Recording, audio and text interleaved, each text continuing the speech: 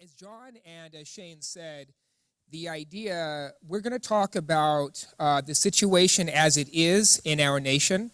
We're going to talk specifically about the rule of law. And we're going to talk about how we got there a little bit and also what we can do to get back to being a constitutional republic the way that things were set up, okay? So, oh, sure thing. Okay, yeah, absolutely. I'd just like to acknowledge Constitutional Sheriff Richard Mack. I think a lot of you are familiar with him, but it was his example and his courage that gave the vision to the Constitutional County Project. His successes politically, and again, standing up for constitutional government at the local level and winning is what inspired this project. Okay, all right, folks, and just letting you know, our website is constitutionalcountyproject.org, and please remember that. We'll talk about that again some more. All right. Okay. Glitch number 2. Hey, look at that. All right. Okay, just for the record, Bill Gates is a devil, never Microsoft is bad, okay? What's that? Go ahead and try it. I think it's froze up. Oh, actually.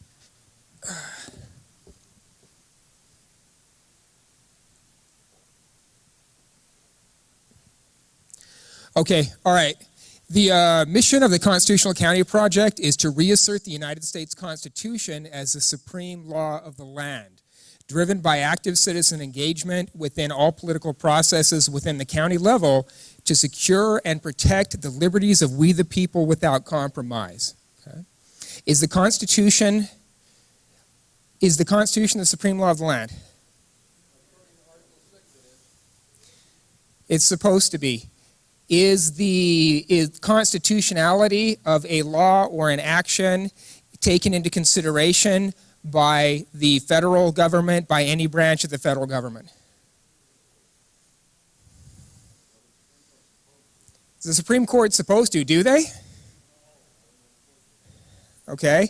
Does the president, is his first, before he makes a decision or do anything, before he implements a treaty, does he look and see what the Constitution says about the project, says about that? Absolutely. Does Congress look at the Constitution first before it writes the laws that they pass?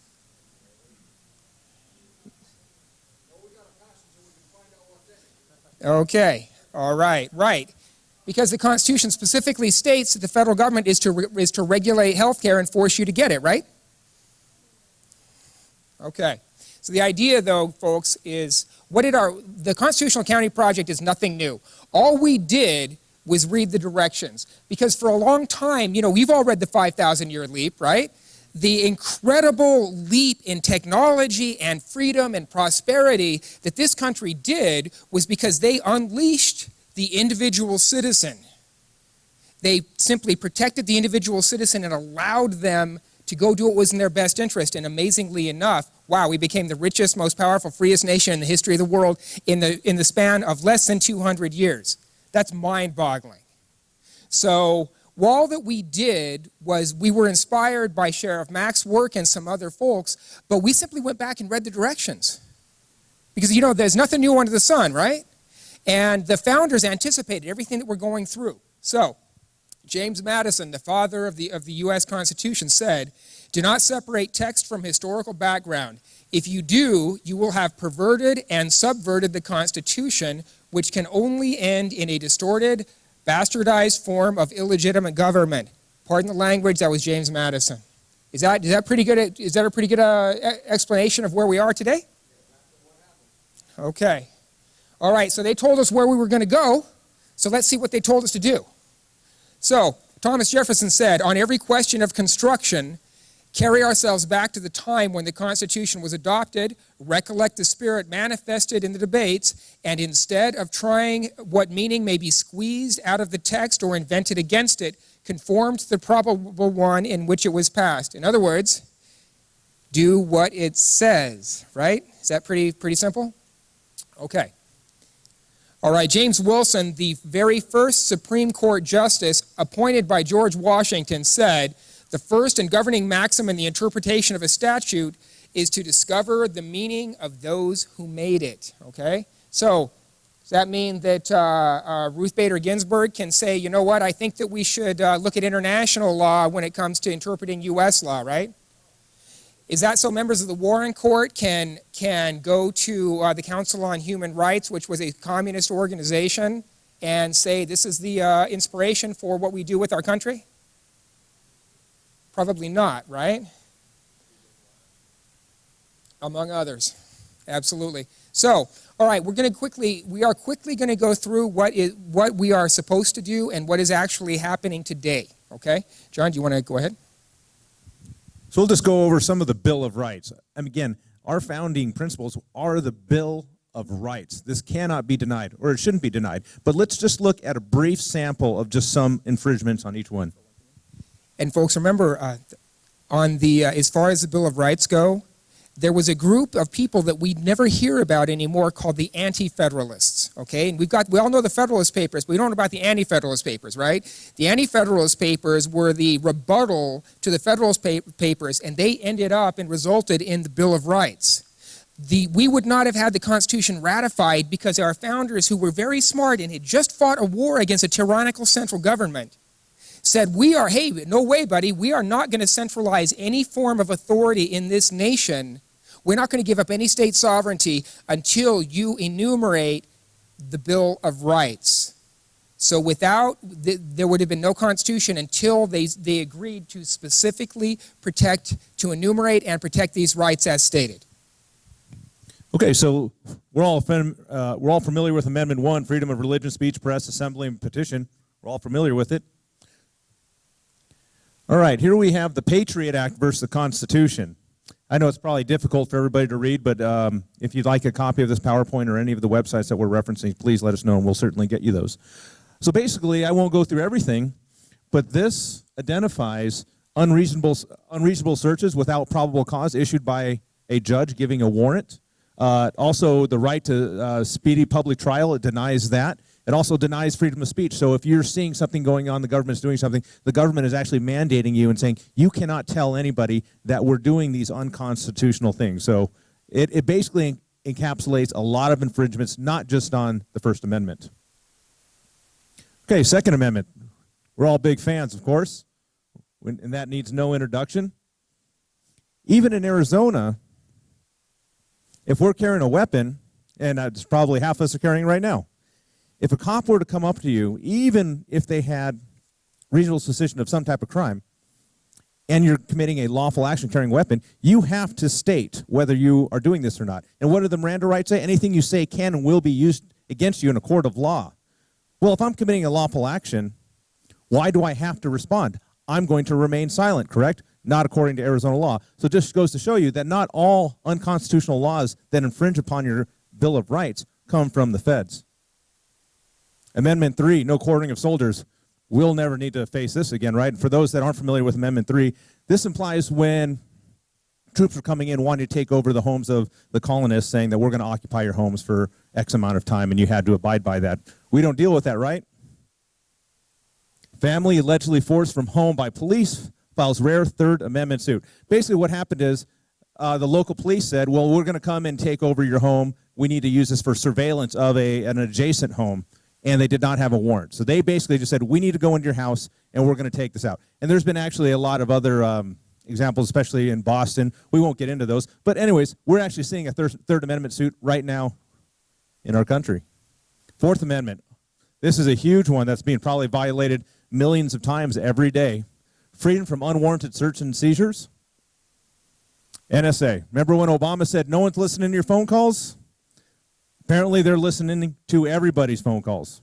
And again, the Fourth Amendment doesn't say you can't. The Fourth Amendment simply says that if a judge finds that there's reasonable suspicion, they can issue a warrant for specific items to be searched. For example, email communications, etc. So again, the Fourth Amendment isn't saying you can't do that. The Fourth Amendment is just saying you have to have a warrant from a judge to say that there's probable cause. Pretty simple. It takes a phone call. So let's just say the FBI wanted to follow somebody, they could just call over the phone and within 2 minutes get the approval in the form of a warrant to do whatever they need to do. So this isn't something that's difficult for them to do. They should be abiding by the Fourth Amendment. Here's an interesting right to due process, freedom from self-incrimination, right to remain silent, double jeopardy. We've already talked about that a little bit. Here we go. The right to remain silent if police ask you if you're carrying a weapon. I don't even have to give ID. None of us have to give ID. If there's no reasonable suspicion and a cop just comes up to you and says, give me ID, you have the right to say no. What probable cause do you have to stop me, sir? Are you detaining me? That type of line of questioning to preserve your Fifth Amendment rights. But obviously that we have an example right here in Arizona. Rights of the accused persons to a speedy and public trial, right to a trial by jury, freedom from excessive bail, cruel and unusual punishment. So I don't know if how everyone has seen in Chicago, the police had what they call a black site where they detain and interrogate suspects. And if I remember correctly, someone ended up dying from being detained in here. There's no warrant here. They can just take you. The U.S. government has said that they can detain U.S. citizens indefinitely without charge or trial, no jury by their peers, for as long as they want. Who wants to hand that power over to Obama? Not me. Here we have another example of Congress. So not just the left, but the right has done it too. Many legislators here in Arizona have voted for the indefinite detention of U.S. citizens without charge or trial. And so let's just talk about whether the government says, well, you're a potential domestic terrorist. Have you seen what the definition and the attributes of a potential domestic terrorist are? People that pay in cash. People that, have a large food supply. People that are reverent of individual liberty. That's everybody here. All of us here could be viewed as potential domestic terrorists. I'm sure we hit multiple characteristics of what they're saying are potential domestic terrorists. Everybody here. And they have the capacity, they're saying, to take any of us indefinitely without charge or trial. And it doesn't happen overnight, or it doesn't happen right away, but it will incrementally happen where that is a possibility, where they actually do it. Other rights of people. So basically the founder said, here's the Bill of Rights, but these aren't the only rights. There's other rights out there that we can exercise and that we should acknowledge that the basic human people that God has given us, so it's not just limited to the Bill of Rights. The 10th Amendment. This is a big one. How many of you are familiar with the 10th Amendment Center in Arizona? We actually have the lead representative here, Joel Alcott, if you want to raise your hand. He writes a lot of, if not all, of the state nullification bills, basically using the 10th Amendment in the compound republic that our founders talked about. We'll talk about the compound republic.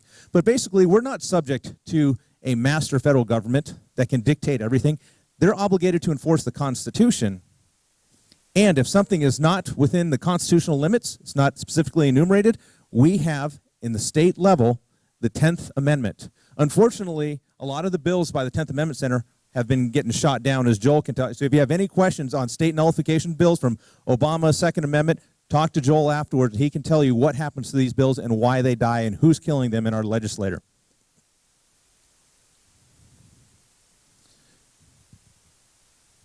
All right, thanks. All right, hey folks, this is just a small example of states that are using the 10th Amendment to strike back at federal overreach.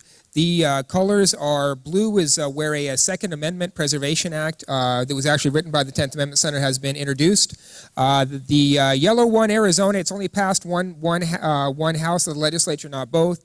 The the green ones that they've passed both, and the purple ones is where this is passed into law. And it basically states that the state will not use any of its resources or any of its personnel to enforce any kind of federal gun control laws whatsoever, okay? This is one way you effectively fight back against federal overreach. The first thing is you just stop participating. Okay, and this is a very concrete way, and once again, we've got Joel here if you'd like any more information on that. Okay, so to sum up, here is our current situation. It is far too easy to pass unconstitutional laws, right? Let me know if you guys disagree with anything, holler out, okay? Number two, Unconstitutional laws. This is what the key point that we forget, that we always say unconstitutional. If the Constitution is the supreme what? Supreme law. So unconstitutional in reality is unlawful, right? That is the key point that our elected officials and so on will not acknowledge. If it's not constitutional, it's illegal. Too many of our representatives don't even understand the Constitution. They can't even tell you what the first article of the First Amendment is. Absolutely. Number 3, there are many unconstitutional laws on the books which are being enforced by the federal government. If it is unlawful and they are sending guys with guns to force you to do that, they are forcing you, is that not illegal? Number 4, the federal court system, including the Supreme Court, has permitted vast unconstitutional expansions of governmental authority. Number 5, we cannot trust the federal government to control itself. Does anybody think the federal government will fix itself? Number 6, we need that means we need a mechanism outside of the, we need a mechanism outside of the federal court system to invalidate unconstitutional laws. And you're the expert on the Constitution. Where in the Constitution does it say that the Supreme Court is the final say on anything constitutional? It doesn't say that. That is just something that's become part of our culture because, well, they did it, so I guess we got to do it too. Number 7, it is the right and responsibility of the people. Who's that? Us. Us. To provide that mechanism. So guys, the idea behind the Constitutional County Project is we simply read the instructions and it's like, all right, we've got to figure out, we've got to create that mechanism. So, back to Thomas Jefferson. He stated in 1825, the greatest calamity which could befall us would be submission to a government of unlimited powers. Do we have a government of unlimited powers? Hey, I've got a phone and I've got a pen. I've got a bunch of guys from the Department of Agriculture that I got new machine guns for, right? Okay. James Madison, father of the Constitution again, said the powers of the federal government are enumerated. What does that mean? They are written down specifically, yes. Why do you think they did that? Why did they say that we're going to have these powers written down specifically? Say that again? So that we would know this is what they can do. So if they're doing anything outside of that, we can say, hey, you can't do that, right? Very simple. Yes, sir. How do you answer the senator or a representative who says we have the right to give that, for example, the power to declare war. We have the right to give that to the president. And that's what's happened since They simply show me in the Constitution where it says you can give one power from the legislative body to the executive. Is it in there? No. Absolutely not. They're getting away with it because we allow it. Cut and dried. Okay? And we, sorry, it's just a fact. I'm as guilty as anybody else.